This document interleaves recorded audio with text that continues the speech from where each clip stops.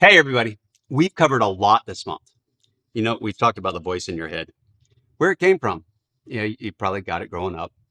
How to change what it's saying. You got to talk to it.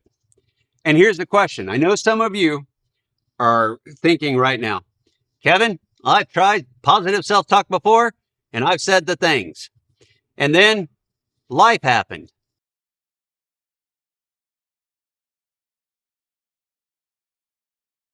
So what's going to be different this time? That's a very good question. And I'm going to give you a real answer.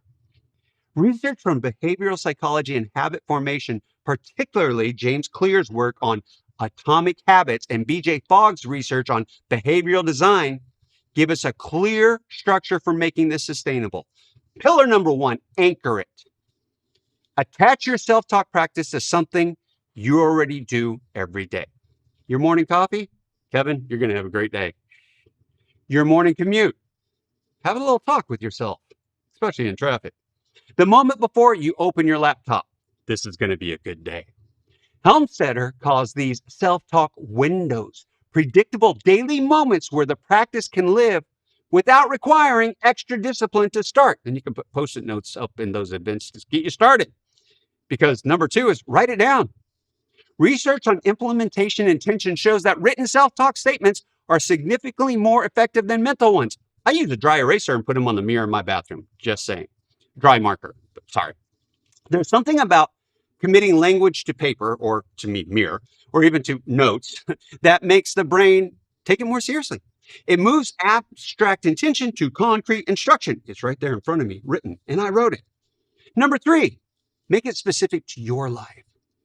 Generic information's like, I am confident, I am successful. Yeah, they're great, but you can do better. How about, I'm someone who always stays calm and listens carefully when conversations get difficult at work. Is much more measurable and much more effective because your brain can connect to it in actual experience. I that's one of mine. I'm just letting you know. I like difficult conversations nowadays.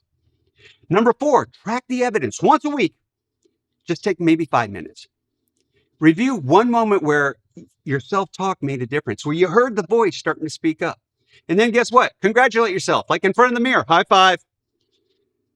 And it's to show your brain the pattern and it's working. High performance is built on evidence loops. You behave well, you notice it, you repeat it, you'll repeat it. The noticing is what makes the behavior stick. That's what this month has really been all about, how you talk to yourself and how you can get better.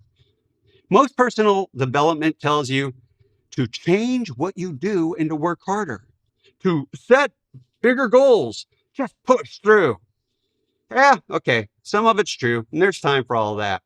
But what you do and how you do it flows from who you believe you are, and who you believe you are is built word by word in the conversations you have with yourself every single day.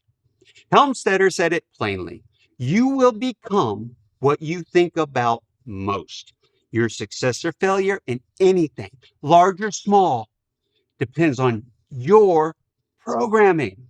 And the most reliable way to change the programming is to change what you say to yourself, not once, but on repeat and intentionally and every single day. So, your final action step for this month, and this one is meant to carry beyond this month. Choose one of those anchors. Maybe it's the coffee, maybe it's the drive, and just do it for 30 days. Not because 30 days changes everything, but because 30 days of consistent small input is actually, as science proves this, enough for your brain to begin registering and building that new pattern. You're not going to immediately silence the old voices overnight, but you can start building new ones, statement by statement, day by day. And over time, the new voice, it gets louder, and the old one gets quieter. Not because you fought it, because you outgrew it. The way you talk to yourself becomes a story you live.